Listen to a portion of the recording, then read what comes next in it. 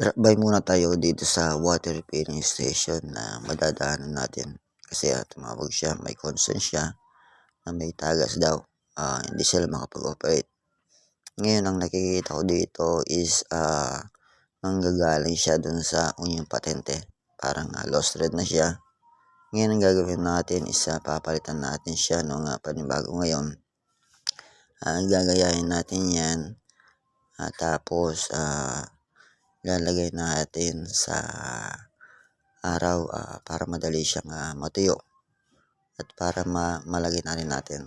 Ayan, tinapat po natin siya dun sa may araw o pinatuyo natin siya dun sa mainitan para madali siyang matuyo. Ngayon, after niyan, kapag natuyo na siya, i-assemble na natin siya o ibabalik na natin siya. Ayan, nalagyan na natin doon sa out niya, doon sa lugar niya. Doon sa unyong patente, wala tayong coupling. Unyong patente po nang ginamit natin. Ayan po, testing na natin siya ngayon. Nakalagay na siya. Titingnan natin kung may tagas siya o wala bago tayo alis. Ayan po, running na. Gumagana yung kanyang mga flow meter, wastewater.